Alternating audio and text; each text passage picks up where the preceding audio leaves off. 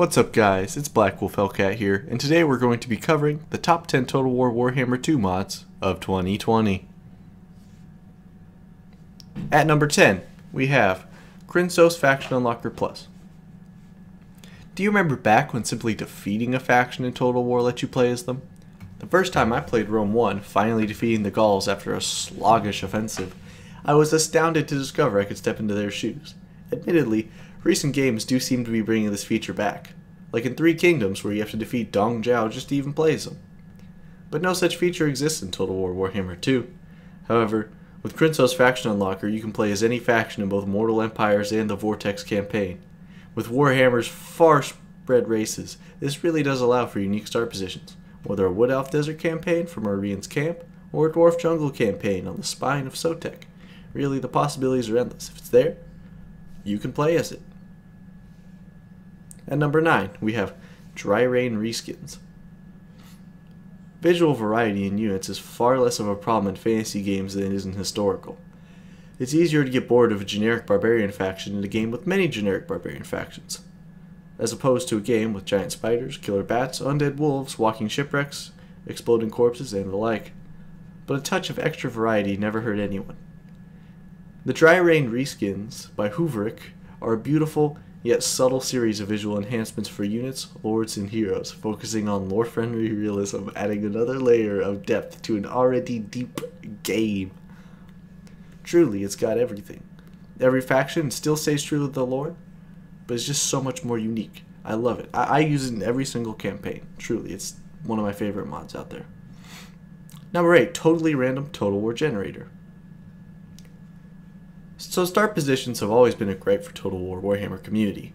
It took years for us to get a unique start position for Ungrim Iron Fist, and only in the last Empire update did Balthazar Gelt finally receive his own, only a mere 3 years after the release of the first game.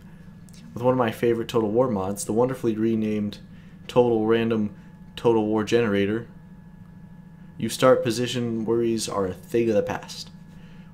Or actually, it would be more accurate to say they are a very real thing of the present, as the mod changes every faction start position in the game. As you might expect from lizardmen suddenly teleporting into the middle of Norska, the results are often violent and unpredictable, as the AI tries to comprehend what's happening. It's a wonderful time. It's just chaos. Speaking of chaos, number 7, Chaos Invasion Choice by Crinsos again. There's nothing more annoying than being in the middle of a gripping campaign, but then having to drop everything for the Chaos Invasion. While I love a challenge and sending heretics howling back to the warp, I don't always feel like putting my campaign on hold for a good 30 turns or so after I've done it many times. Chaos Invasion Choice by Crinsos does exactly that, prompting you at the start of the campaign as to when or if you even want a Chaos Invasion at any point to happen in your campaign.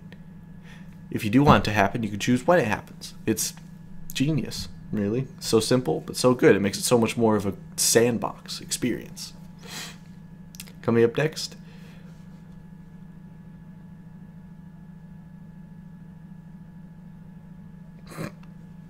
number 6, GCC Settlement Packs. Now you may be thinking, what is a settlement map overhaul doing in this quality of life section? Now hear me out. One of the most consistent complaints about the Total War Warhammer series are the repetitive siege battles, which can often feel like a bit of a chore. In the background you spy an expansive city with streets and alleyways placed for choke points and layer defenses, but you can only ever access a small portion of the map. The GCC Settlement Packs are compilation mods, bringing together creations from some of the most prominent Total War Warhammer map modders. They add a huge amount of variety to your in-game experience, allowing you to battle siege maps more akin to Medieval 2, multi-layered and filled with possibilities, as well as granting the Warhammer locations the epic feel that they truly deserve. Again, I know I say this a lot because it's my list, but it's one of my favorites. Now, number 3, we have Mixu's Legendary Lords by Mixu. It wouldn't be an exaggeration to say Mixu's Legendary Lords 1 and 2 represent the peak of lord modding in Warhammer. They had a huge variety of unique lords and heroes to the game. Both characters we were likely never to see, such as Elspeth von Draken and her Carmine Dragon, and those long requested, such as Taurox the Brass Bull. These characters come with special abilities, mounts, and a level of professional polish that in some cases often makes you question whether they are actually the real thing. They also often fill a gap in terms of campaign playstyle, I played a fantastic cavalry-focused Toon Kings campaign with King Tutankhamun from a Legendary Lords 2. Again, this mod is professional quality. Now at number 2 we have Katof's Crackerjack, the Norse Dwarves 2 by Katof. While Katof's Southern Realms mod is also great, I think Crackerjack, the Norse Dwarves demonstrates something brilliant that Total War Warhammer modders are doing. The mod essentially allows you to play as a Crackerjack, the dwarf faction which exists in Norska, with both unique units and unique lords, but the Games Workshop lore surrounding the Norse dwarfs didn't go so far as explaining characters or units. So Katof created them in a similar fashion to what Creative Assembly did for the Vampire Coast, creating new units and a new lord in Klizostra Dierfin.